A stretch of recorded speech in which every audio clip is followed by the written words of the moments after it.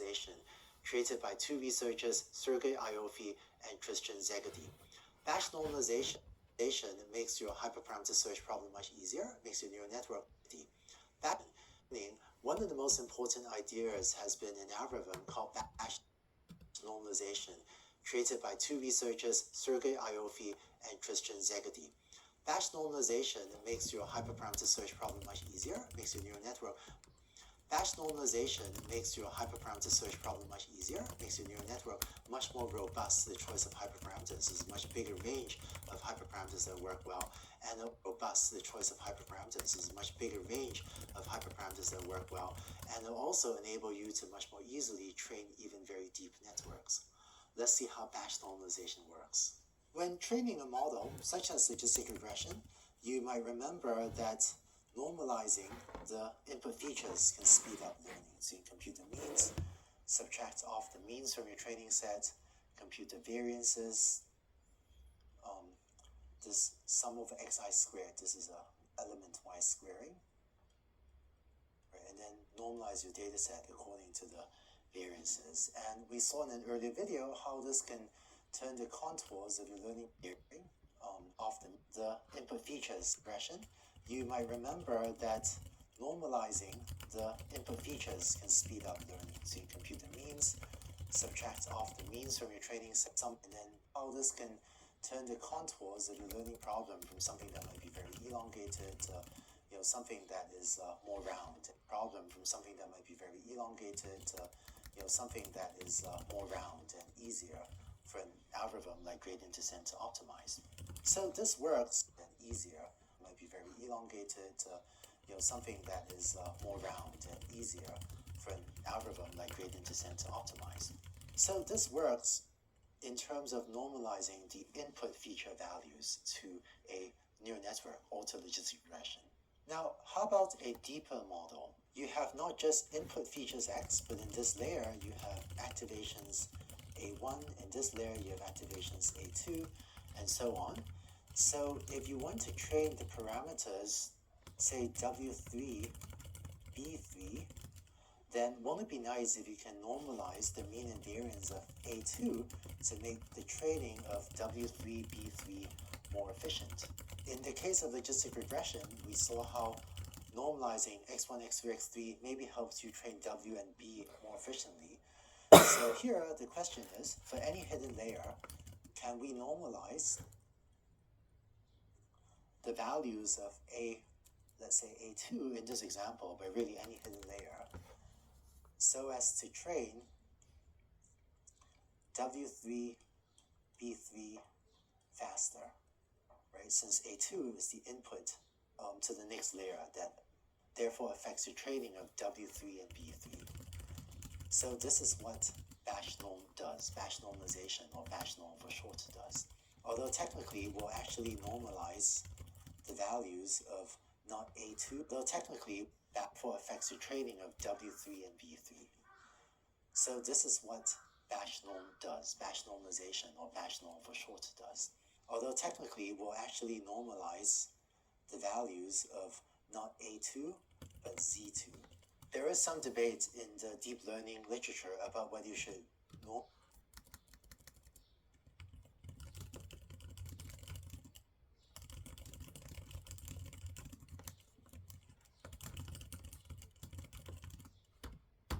the value before the activation function, so Z2, or whether you should normalize the value after applying the activation function, A2. In practice, normalizing Z2 is done much more often, so that's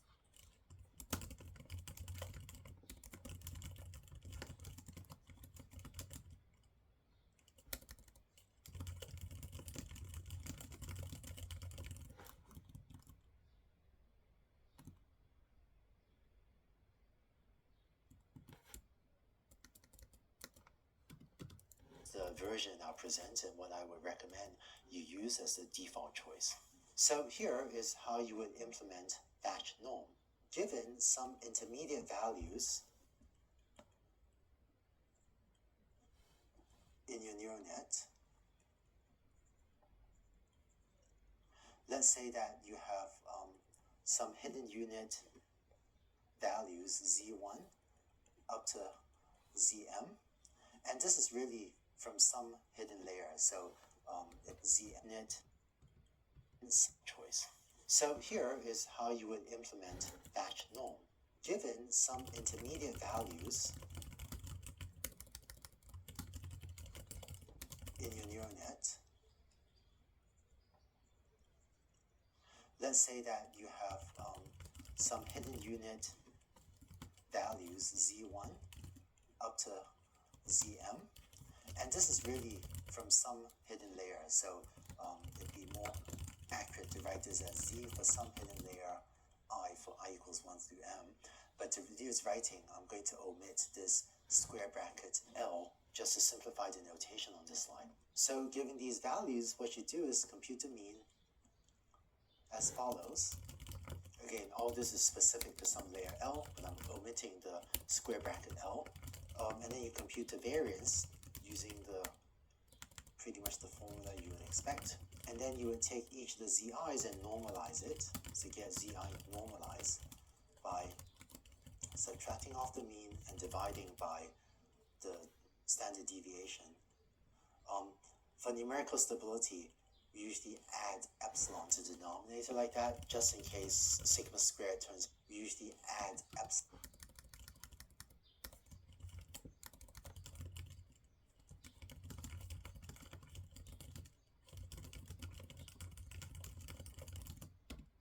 To the denominator like that, just in case sigma squared turns out to be 0 in some estimate.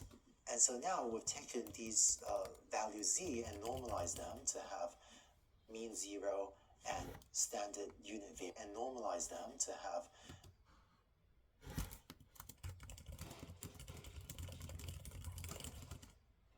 mean 0 and standard unit variance. So every component of z has mean 0 and variance 1. But we don't want the hidden units to always have mean 0 and variance 1. Maybe it makes sense, but hidden units is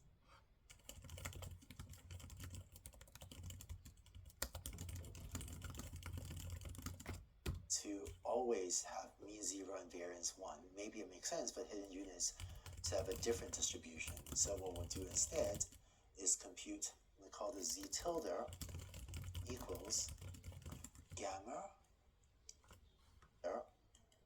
What we'll do instead is compute, we call this z tilde equals gamma zi norm. The z tilde equals gamma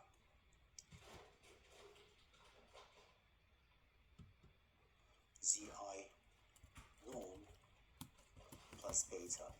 And here, gamma and beta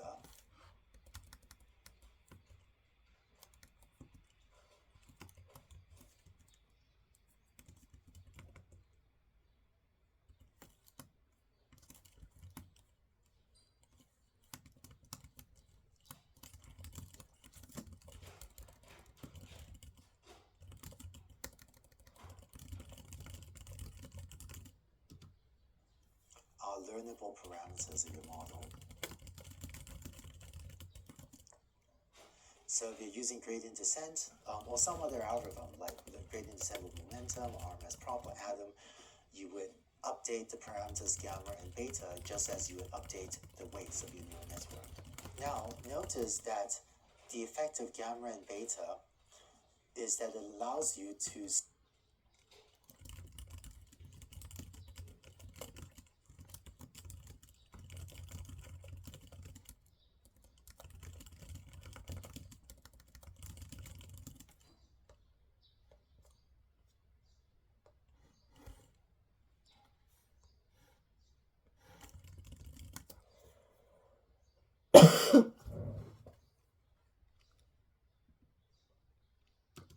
set the mean of z tilde to be whatever you want it to be. In fact, if gamma equals square root sigma squared plus epsilon, so if gamma were equal to this denominator term, and if epsilon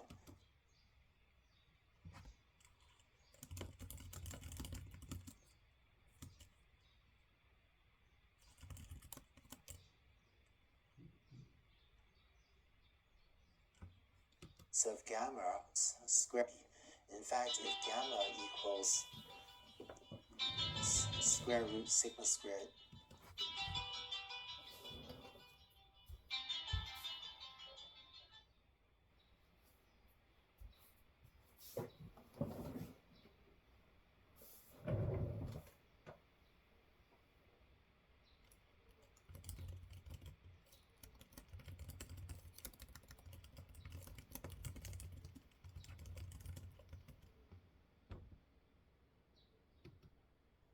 plus epsilon, so if gamma were equal to this denominator term, and if beta were equal to mu, so with this value up here, then the effect of gamma z norm plus beta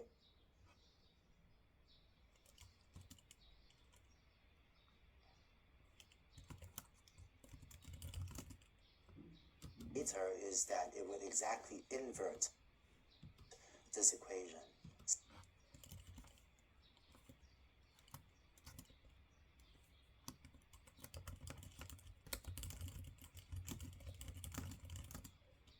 So if this is true, then actually z tilde I is equal to zi. And so by an z tilde I is equal to zi. And so by an appropriate setting,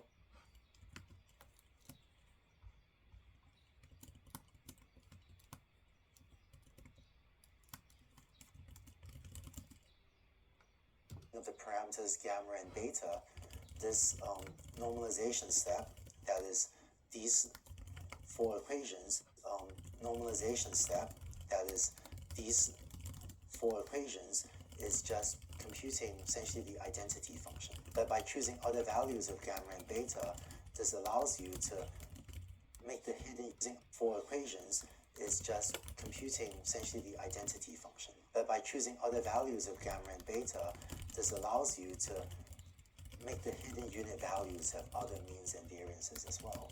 And so the way you fit this into your neural network is, whereas previously you were using these values z1, z2, and so on, you would now use z tilde I values. So the way you fit this into your neural network is, whereas previously you were using these values z1, z2, and so on, you would now use z tilde I instead of zi for the later computations in your neural network. And we want to put back in this square bracket L, to explicitly denote which layer it is in. You can put it back there. So the intuition I hope you take away from this is that we saw how normalizing the input features X can help learning in a neural network. And what Bash norm does is the plot input features X can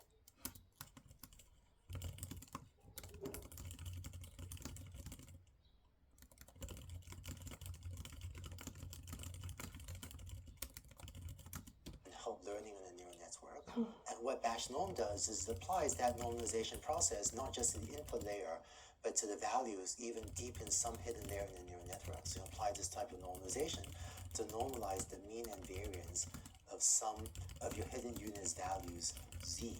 But one difference between the training input and these hidden unit values is you might not want your hidden unit values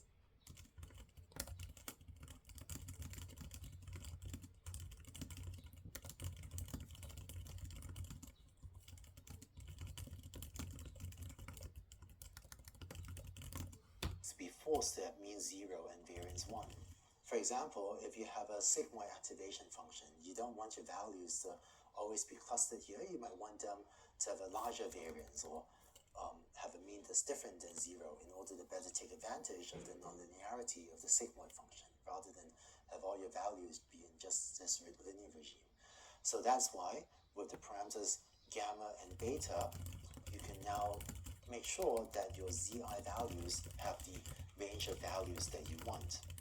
But what it does really is it ensures that your hidden units have standardized mean and variance, where the mean and variance are controlled by two explicit parameters, gamma and beta, which the learning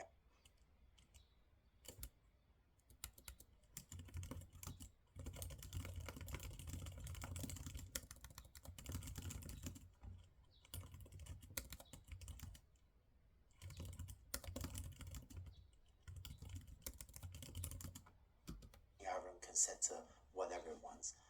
So what it really does is it normalizes the mean and variance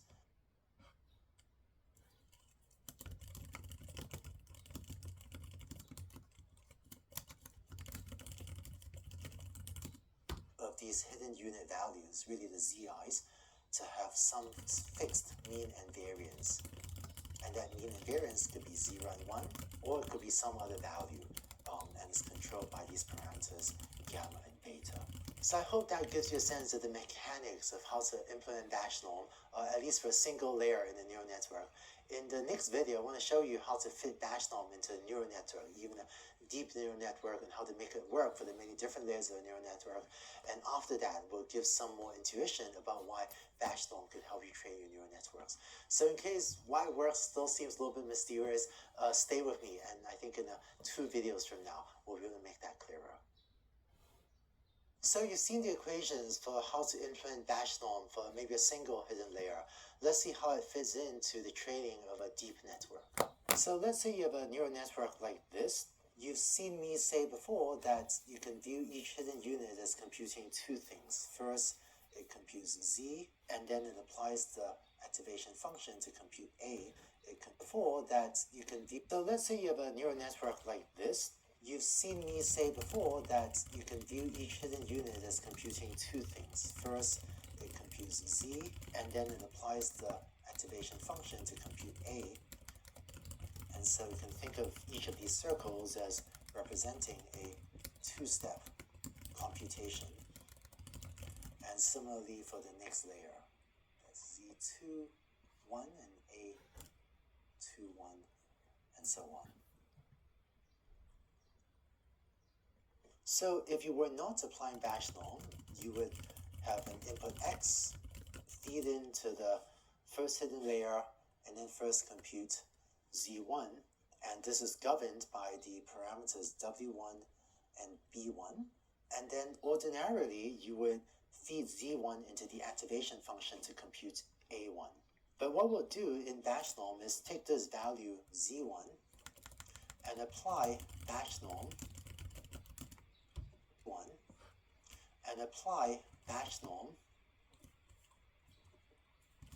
sometimes abbreviated Bn to it, and that's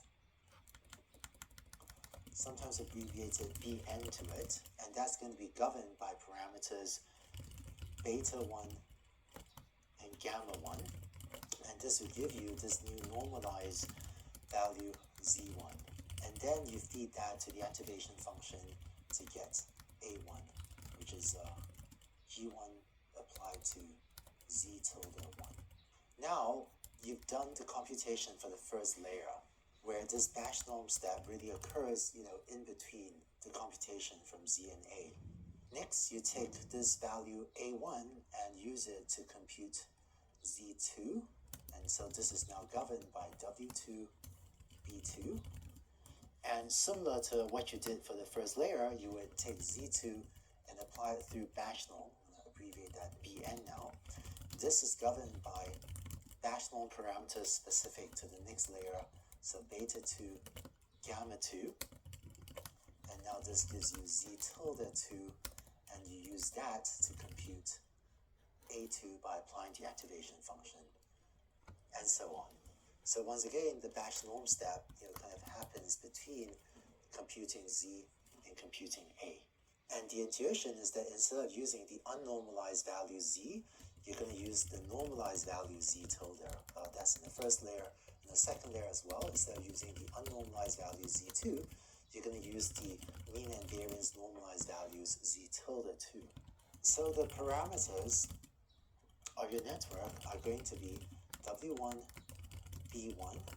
It turns out we'll get rid of the B parameters, but we'll see why in the next slide. But for now, imagine the parameters are the usual W1, B1 through WL, BL, and we've added to this neural network additional parameters, beta 1, gamma 1, beta 2, gamma 2, and so on, for each layer in which you are applying Batch norm. For clarity, note that these betas here, these have nothing to do with the hyperparameter beta that we had for momentum, or for the compute the 1, gamma 1, beta 2, gamma 2, and so on, for each layer in which you are applying batch norm. For clarity, note that these betas here, these have nothing to do with the hyperparameter beta that we had for momentum or for the computing the various exponentially weighted averages. The authors of the Adam paper had used beta in their paper to denote that hyperparameter. The authors of the batch norm paper had used beta to denote this parameter, but these are two completely different betas. I decided to stick with beta in both cases in case you read the original papers, but the beta 1, beta 2, and so on that batch norm tries to learn is a different beta than the hyperparameter beta used in momentum and in the Adam and RMS prop algorithms.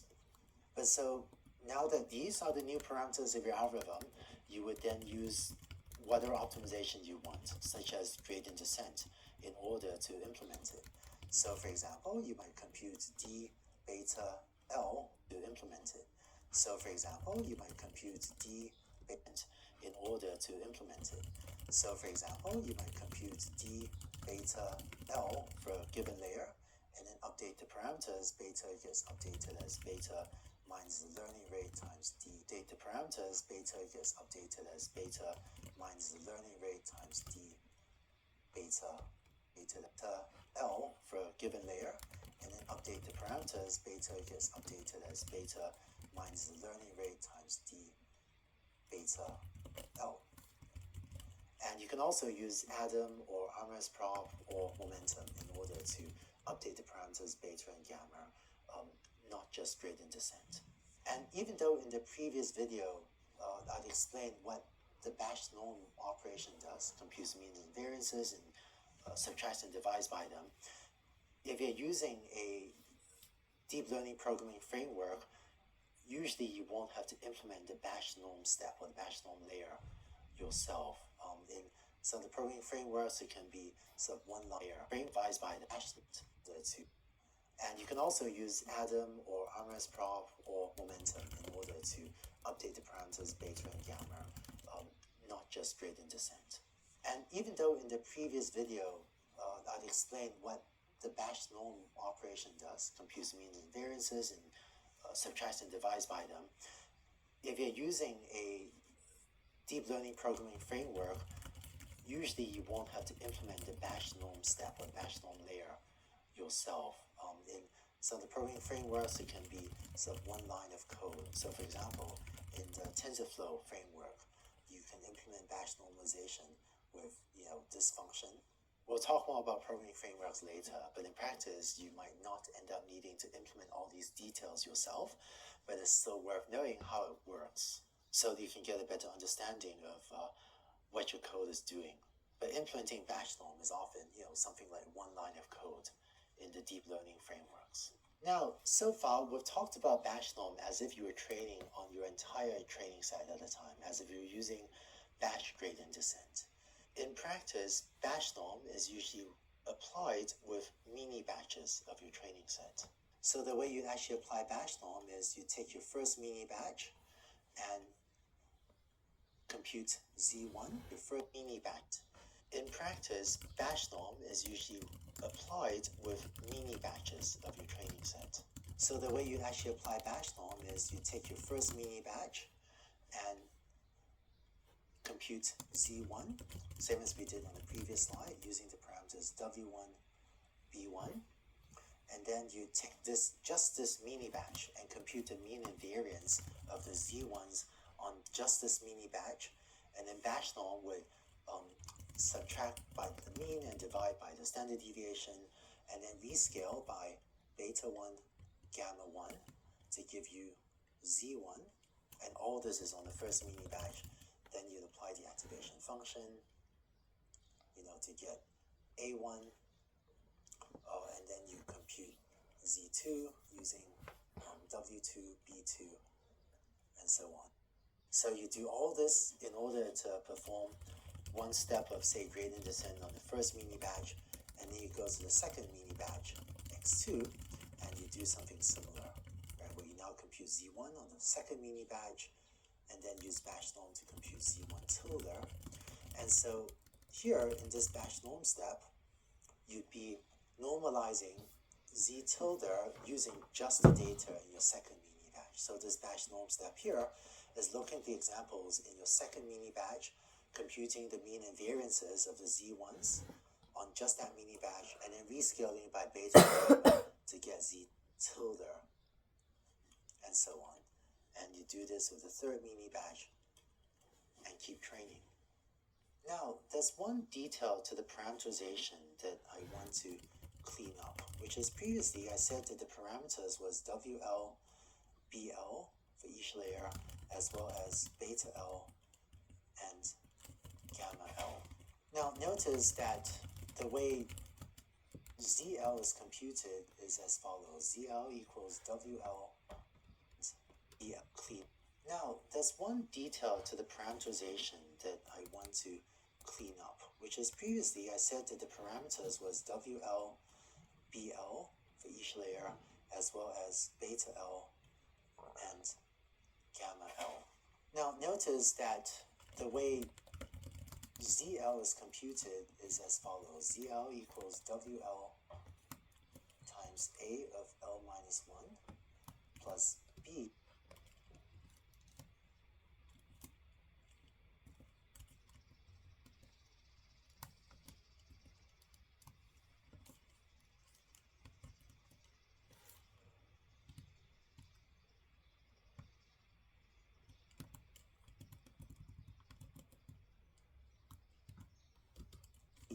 of L. But what batch norm does is it's going to look at the mini batch and normalize ZL to first have mean 0 and standard variance, and then a rescale and normalize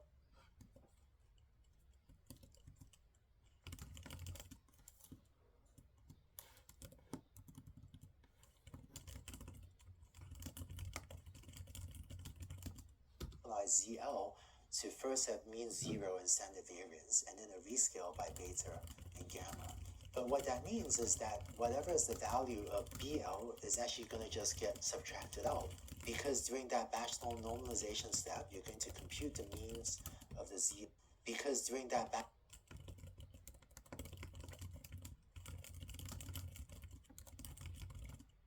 norm normalization step, you're going to compute the means of the ZLs and then subtract out the mean. And so adding any constant to all of the examples in the mini batch, it doesn't change anything, because any constant you add will get cancelled out by the mean subtraction step. So if you're using batch norm, you can actually eliminate that parameter. Or if you want to think of it as setting batch norm, you can actually eliminate that parameter. Or if you want to think of it as setting it permanently to 0. So then the parameterization becomes ZL is just WL times AL minus 1.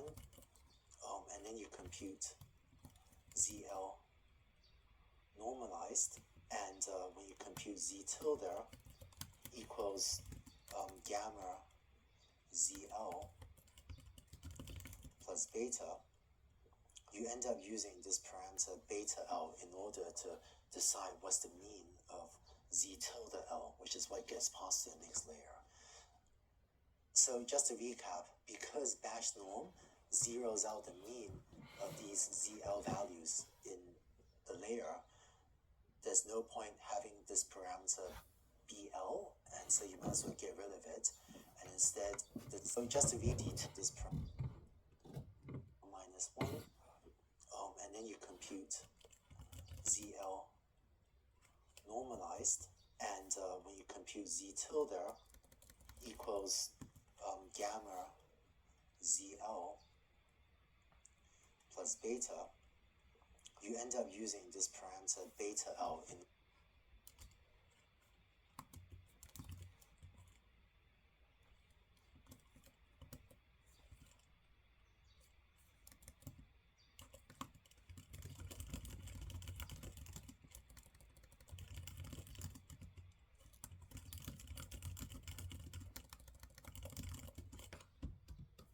order to decide what's the mean of Z tilde L, which is what gets passed to the next layer. So just to recap, because batch norm zeroes out the mean of these ZL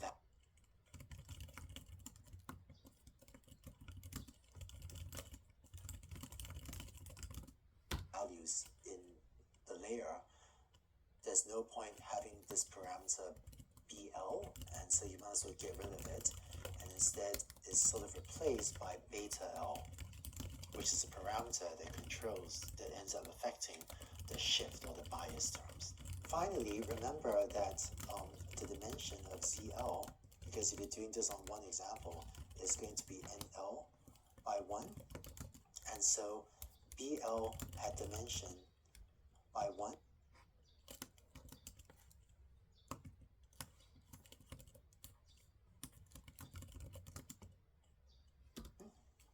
And so BL had dimension NL by 1 if NL was the number of hidden. BL had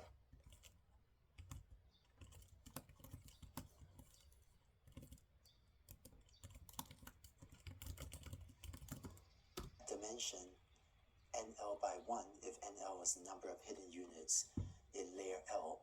And so the dimension of beta L and gamma L is also going to be NL by 1, because that's the number of hidden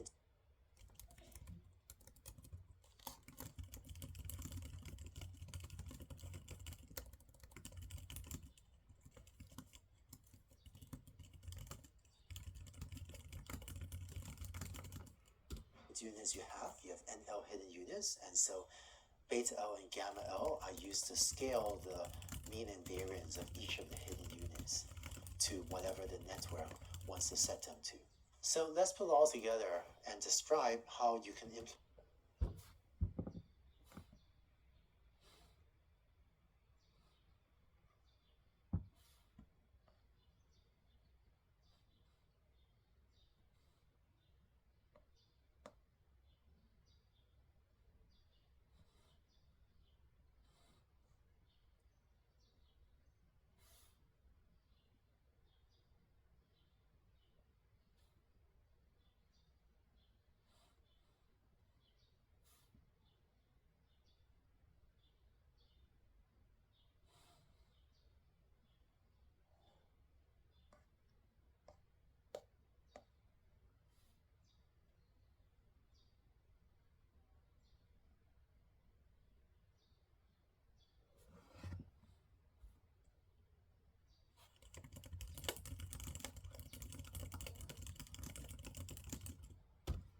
implement gradient descent using batch norm.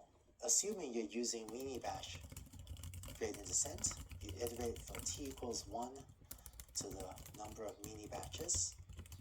You would implement forward prop on mini-batch xt, and doing forward prop in each hidden layer, use batch norm to replace ZL with Z tilde L, and so this ensures that within that mini batch, the value Z end up with some normalized mean and variance, and the value Z to repeat on mini batch xt, and doing forward prop in each hidden layer, use batch norm to replace ZL with Z tilde L. And so this ensures that within that mini batch, the values Z end up with some normalized mean and variance. And the values and the version with the normalized mean and variance is this Z tilde L. And then you use backprop to compute dW, dB for all the values of L, d beta, d gamma. Although technically, since we've gotten rid of B, this actually now goes away. And then finally, you update the parameters. So, W gets updated as W minus the learning rate times this as usual. Beta gets updated as beta minus the learning rate times dB, and similarly for gamma. And if you've computed the gradients as follows, you can use gradient descent. That's what I've written down here. But this also works with gradient descent with momentum, or RMS prop, or atom, where instead of taking this gradient descent update, you could use the updates given by these other algorithms, as we discussed in the updates, where instead of taking this gradient descent update, you could use the updates given by these other algorithms, as we discussed in the previous week's videos. So these other optimization algorithms as well can be used to update the parameters beta and gamma that batch norm added to your algorithm. So I hope that gives you a sense of how you could implement batch norm from scratch if you wanted to. If you're using one of the deep learning programming frameworks, which we'll talk more about later, hopefully you can just call someone else's implementation in the programming framework, which will make using batch norm much easier. Now, in case batch norm still seems a little bit mysterious, if you're still not quite sure why it speeds up training so dramatically, let's go to the next video and talk more about why batch norm really works and what it's really doing. So why does batch norm work? Here's one